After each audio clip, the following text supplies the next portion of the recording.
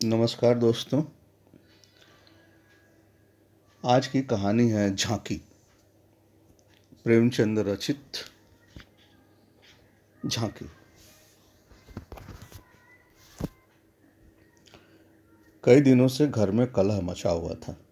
माँ अलग मुंह फुलाए बैठी थी, स्त्री अलग। घर की वायु में जैसे विष भरा हुआ था। रात को भोजन नहीं बना। दिन को मैंने स्टोव पर खिचड़ी डाली, पर खाया किसी ने नहीं। बच्चों को भी आज भूख न थी। छोटी लड़की कभी मेरे पास आकर खड़ी हो जाती, कभी माता के पास, कभी दादी के पास, पर कहीं उसके लिए प्यार की बातें न थी। कि उसे गोद में न उठाता, मन उसने भी कोई अपराध किया हो। लड़का शाम को स्कूल से आया, किसी ने उसे कुछ खाने को न दिया, न उससे कुछ पूछा। दोनों बरामदे में मन मारे बैठे हुए थे।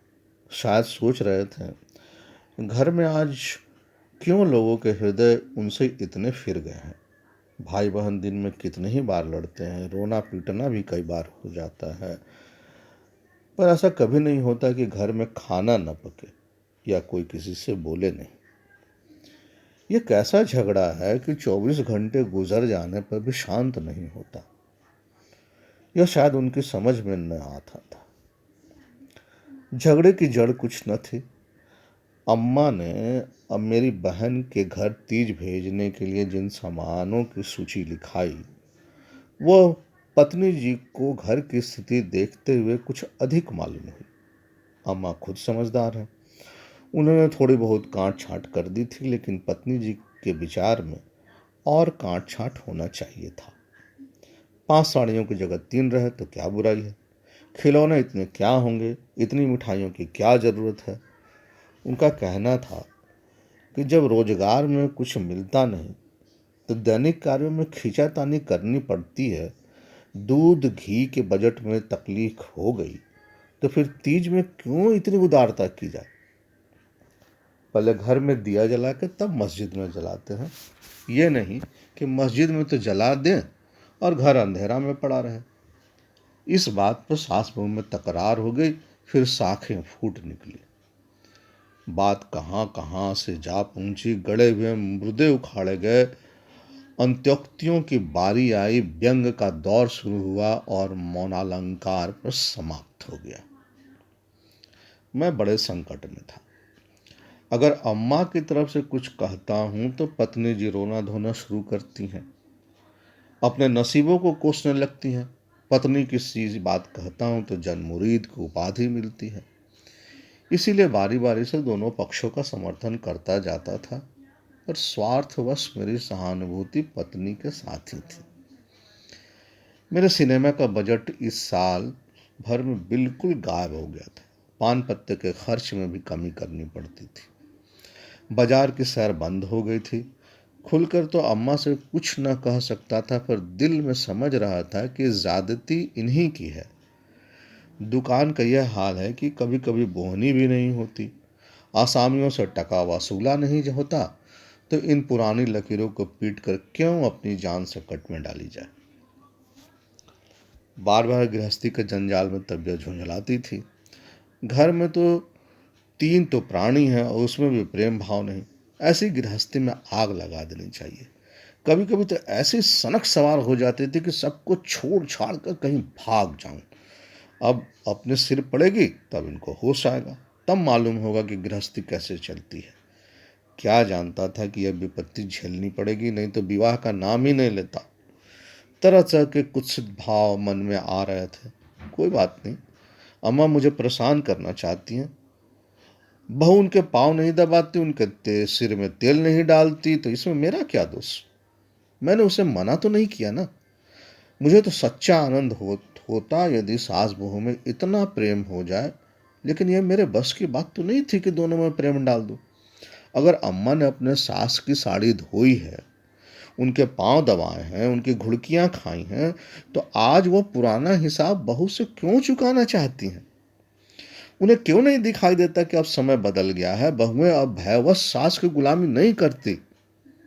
प्रेम से चाहे उनके सिर के बाल नोच लो, लेकिन जो रोब दिखाकर उन पर शासन करना चाहा, तो भाई वो दिन लद गए। सारे शहर में जन्माष्टमी का उत्सव हो रहा था। मेरे घर में संग्राम छिड़ा हुआ था। संध्या हो गई थी पर सारा घर अंधेरा पड़ा था। नहुसत छाई हुई थी। मुझे अपनी पत्नी पर क्रोध आया। लड़ती हो तो लड़ो, लेकिन घर में अंधेरा क्यों रखा है? जाकर कहा, क्या आज घर में चिराग न जलेंगे? पत्नी ने मुंह फुलाकर कहा, जला क्यों नहीं लेते? तुम्हारे हाथ नहीं है? मेरे देह में आग लग गई। बोला, तो क्या जब तुम्हारे चरण नहीं आए थे तब घर में चिराग न जलते थे? अम्मा ने आग को हवा दी। नहीं, तब तो सब लोग अंधेरे में ही पड़े रहते थे। पत्नी जी को अम्मा की इस टिप्पणी ने जामे से बाहर कर दिया। बोली, जलाते होंगे मिट्टी की कुप्पी, लालटेन तो मैंने नहीं देखी। मुझे भी इस घर में आए 10 साल हो गए। मैंने डांटा। अच्छा चुप रहो, बहुत बोलो नहीं। ओहो, तुम तो ऐसा डांट रहे हो जैसे मुझे मोल करके लाए हो। मैं कहता हूं ना चुप रहो। क्यों चुप रहूं? अगर एक कहोगे तो दो सुनोगे। हाँ, इसी का नाम पतिव्रत है। जैसा मुंह होता है ना, वैसे ही बीड़े मिलते हैं। मैं परास्त होकर बाहर चला आया और अंधेरे कोठरी में बैठा हुआ उस मनहूस घड़ी को कोसने लगा कि जब इस कुलच्छनी से मेरा विवाह हुआ था। इस अंधकार में इस 10 साल के जीवन सिनेमा चित्रों की भांति मेरे स्मृति नेत्रों के सामने दौड़ गया। उसमें कहीं प्रकाश की झलक नहीं थी, कहीं स्नेह की मृदुता न थी। सहसा मेरे मित्र पंडित जी जयदेव जी ने द्वार पर पुकारा। अरे आज यहाँ अंधेरा क्यों कर रखा है जी? कुछ सूझता ही नहीं, कहाँ हो? मैंने कोई जवाब न दिया। सोचा, यह आज कहाँ से आकर सिर पर सवार होगा।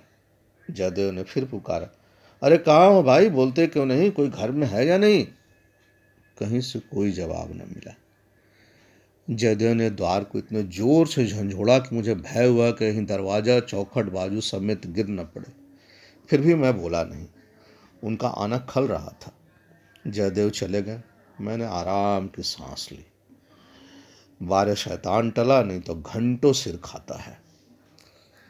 मगर 5 ही मिनट में फिर किसी के पैरों की आहट मिली और अब की टॉर्च के तीव्र प्रकाश में मेरा सारा कमरा भर उठा। जयदेव ने मुझे देखकर कौतूहल से पूछा, तुम कहाँ गए थे जी? घंटों चीखा, किसी ने जवाब तक नहीं दिया। यह आज क्या मामला है? चिराग क्यों नहीं जले? मैंने बहाना किया। जाने क्या, मेरे सिर में कुछ दर्द था। दुकान में आकर के लेटा तो नींद आ गई। अरे सोए तो घोड़ा बेचकर, मुर्दों शर्त लगाकर। हाँ यार, नींद आ गई। मगर घर में तो चिराग तो जलाना चाहिए था ना, या उसका बहिष्कार कर दिया? आज घर में लोग व्रत से हैं, ना हाथ खाली होगा। खैर चलो, कहीं झांकी देखने चलते हो? सेठ घूरेलाल के मंदिर में ऐसी झांकी बनी है कि देखते ही बनता है। ऐसे शीशे और बिजली के समान सजा है कि आंखें झपकती उठती हैं। अशोक के स्तंभ में लाल हरी नीली बत्तियों की अनोखी बहार है। सिंहासन के सामने ऐसा फव्वारा लगा है कि उसमें से गुलाब जल की फुहारें निकलती हैं। मेरा तो चोला मस्त हो गया। सीधे तुम्हारे पास दौड़ा आ रहा हूँ। बहुत झांकियां देखी होगी तुमने, लेकिन ऐसा चीज तुमने नहीं देखा होगा। आलम फटा पड़ता है, सुनते हैं दिल्ली में कोई चतुर कारीगर आया है, उसी की यह करामात है। मैंने उदासीन भाव से कहा, मेरी तो जाने की इच्छा नहीं है भाई, सिर में जोर का दर्द है। तब तो जरूर चलो भाई, दर्द भाग न जाए तो कहना। तुम तो यार बहुत दिक करते हो। इसी मारे मैं चुपचाप पड़ा था कि किसी तरह यह बला टले, लेकिन तुम सिर पर सवार हो ही गए। कह दिया ना कि मैं ना जाऊंगा। और मैंने कह दिया कि मैं जरूर लेकर के जाऊंगा। मुझ पर विजय पाने का मेरे मित्रों का बहुत आसान नुस्खा याद है। वो हाथापाई, धिका, मुश्ती, ढोल धप्पा में किसी से पीछे रहने वाले नहीं। लेकिन किसी ने मुझे गुदगुदाया और मैं परास्त हुआ। फिर मेरी कुछ नहीं चलती। मैं हाथ जोड़ने लगता हूँ, घिघियाने लगता हूँ, कभी कभी रोने भी लगता हूँ। जयदेव ने वही नुस्खा अब आजमाया और उसकी जीत हो गई। संधि की शर्त ठहरी कि मैं चुपके से झांकी देखने चला जाऊं। सेठ घूरेलाल उन आदमियों में से हैं जिनका प्रातः को नाम ले लो तो दिन भर भोजन न मिले। उसने मक्खी चूस पने की सैकड़ों का दंत कथाएं नगर में प्रचलित हैं। कहते हैं कि एक बार मारवाड़ का एक भिखारी उनके द्वार पर डट गया कि भिक्षा लेकर के ही जाऊंगा। सेठ जी अड़ गए थे कि भिक्षा न दूंगा चाहे कुछ हो जाए। मारवाड़ी उन्हीं के देश का था। कुछ देर तो उनके पूर्वजों का बखान करता रहा, फिर उनकी निंदा करने लगा। अंत में द्वार पर लेट गया। सेठ जी ने रत्ती भर परवाह न की। भिक्षुक भी अपने धुन का पक्का था। 7 दिन द्वार पर बेदाना पानी पड़ा रहा और अंत में वहीं पर मर गया। तब सेठ जी पसीजे और उनकी क्रिया इतनी धूमधाम से की कि बहुत कम किसी ने की होगी। 1 लाख ब्राह्मणों को भोजन कराया और लाख की दक्षिणा में दिया। भिक्षुक का सत्याग्रह सेठ जी के लिए वरदान हो गया और उनके अंतःकरण में सॉरी भक्ति का जैसे स्रोत खुल गया। अपनी सारी संपत्ति धर्मार्थ अर्पण कर दी। हम लोग ठाकुर द्वारे में पहुंचे तो दर्शकों की भीड़ लगी हुई थी। कंधे से कंधा छिलता था। आने और जाने का मार्ग अलग थे। फिर भी हम आधे घंटे के बाद भीतर जाने का अवसर मिला। जयदेव सजावट देख देख कर लोट पोट हो जाते थे, पर मुझे ऐसा मालूम होता है कि इस बनावट और इस सजावट के मेले में कृष्ण जी की आत्मा कहीं खो गई है। उनकी वह रत्न जटित बिजली से चकमगाती मूर्ति देखकर मेरे मन में ग्लानि उत्पन्न हुआ। इस रूप में भी प्रेम का निवास हो सकता है? हमने तो रत्नों में दर्प और अहंकार ही भरा देखा है।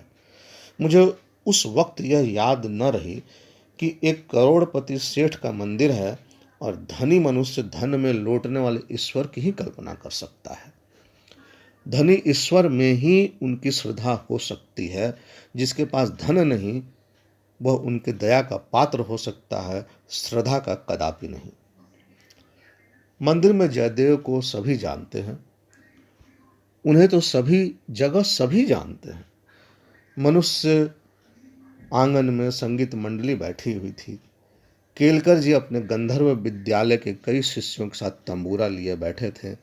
पखवाज, सितार, सरोद, वीणा, जाने कौन कौन से बाजे जिनके नाम भी मैं नहीं जानता, उनके शिष्यों के पास थे। कोई गीत बजाने की तैयारी हो रही थी। जयदेव को देखते ही केलकर जी ने पुकारा। मैं भी तुफैल में जा बैठा। एक क्षण में गीत शुरू हुआ। समा बंध गया। जहां इतना शोरगुल था कि तोप की आवाज भी न सुनाई देती, वहां जैसे माधुर्य के उस प्रवाह ने किसी को अपने में डुबो लिया। जो जहां था वही मंत्र मुग्ध सा खड़ा था। मेरी कल्पना कभी इतनी सजीव और सचित्र न थी। मेरे सामने न वह बिजली की चौकाचौंध थी, न वह रत्नों की जगमगाहट थी, न वह भौतिक विभूतियों का समारोह। मेरे सामने वही यमुना का तट था। गुलमलताओं की घूंघट घूंघट मुंह पर डाले हुए वही मोहनी गौएं थीं।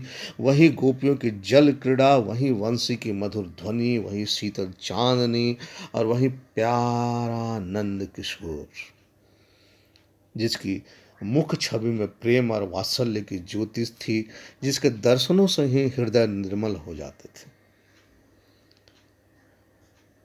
मैं इसी आनंद विस्मृति की दशा में था कि कंसर्ट बंद हो गया और आचार्य केलकर के एक किशोर शिष्य ने ध्रुपद आलापना शुरू किया। कलाकारों की आदत है कि वह शब्दों को कुछ इस तरह तोड़ मड़ोड़ देते हैं कि अधिकांश सुनने वालों की समझ में नहीं आता कि वो क्या गा रहे हैं। इस गीत का एक शब्द भी मेरे समझ में ना आया, लेकिन कंठ स्वर में कुछ ऐसी मादकता भरा लालित्य था कि प्रत्येक स्वर मुझे रोमांचित कर देता था। कंठ स्वर में इतनी जादू भरी शक्ति है, उसका मुझे आज कुछ अनुभव हुआ। मन में कुछ नए संसार की सृष्टि होने लगी, जहां आनंद ही आनंद, प्रेम ही प्रेम, त्याग ही त्याग है। ऐसा जान पड़ा दुख केवल चित्त की वृत्ति है, सत्य है केवल आनंद। एक स्वच्छ करुण भरी कोमलता जैसे मन को महसूसने लगी। ऐसी भावना मन में उठी कि वहां जितने सज्जन बैठे हुए थे, सब मेरे अपने हैं, अभिन्न हैं। मेरे अतीत के गर्भ में मेरे भाई की स्मृति मूर्ति निकल कर आई। मेरा छोटा भाई बहुत दिन हुए मुझसे लड़कर घर की जमा जत्था लेकर रंगून भाग गया था और वहीं उसका देहांत हो गया था। उसके पाशविक व्यवहारों को याद करके मैं उन्मत्त हो उठता था। उसे जीता पा जाता तो शायद उसका खून पी जाता, पर इस समय उस स्मृति मूर्ति को देखकर मेरे मन में जैसे मुखरित हो उठा। मैं उसे आलिंगन कर लेके व्याकुल हो उठा। उसने मेरे साथ, मेरी स्त्री के साथ, माता के साथ, मेरे बच्चों के साथ जो जो कटु, नीच, घृणास्पद व्यवहार किए थे, वो सब भूल गए थे। मन में केवल यही भावना थी, मेरा भैया कितना दुखी है। मुझे उस भाई के प्रति कभी इतनी ममता न हुई थी, फिर भी तो मन की वह दशा हो गई जिसे वह विह्वलता कह सकते हैं। शत्रु भाव जैसे मन से मिट गया हो। जिन जिन प्राणियों से मेरा बैर भाव था, जिनसे गाली गलौज, मार पीट, मुकदमेबाजी सब कुछ हो चुकी थी, वह सब जैसे मेरे गले में लिपट लिपट कर हंस रहे थे। फिर विद्या, मेरी पत्नी की मूर्ति मेरे सामने आ खड़ी हुई। वह मूर्ति जिसे 10 साल पहले मैंने देखा, उन आंखों में वही विकल कंपन था, वही संदिग्ध विश्वास, कोपलों पर वही लज्जा लाजिमा, मेरे प्रेम के सरोवर से निकला हुआ कोई कमल पुष्प हो। वही अनुराग, वही आवेश, वही उन्माद, वही याचना भरी उत्सुकता जिससे मैंने उस न भूलने वाली रात को उसका स्वागत किया था, एक बार फिर मेरे हृदय में जाग उठी। मधुर स्मृतियों का जैसे स्रोत सा खुल गया। जी ऐसा तड़पा कि इसी समय जाकर विद्या के चरणों पर सिर रगड़ कर रोऊं और रोते रोते बेसुध हो जाऊं। मेरी आंखें सजल हो गई। मेरे मुंह से जो कटु शब्द निकले थे, वह सब जैसे मेरे ही हृदय में गड़ने लगे। इस दशा में जैसे ममतामयी माता ने आकर मुझे गोद में उठा लिया। बालपन में जिस वात्सल्य का आनंद उठाने की मुझे शक्ति न थी, वह आनंद आज मैंने उठाया। गाना बंद हो गया। सब लोग उठ उठ कर जाने लगे।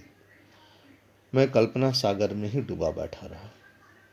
सहसा जयदेव ने पुकारा, चलते हो या बैठे ही रहोगे? Thank you very much for listening.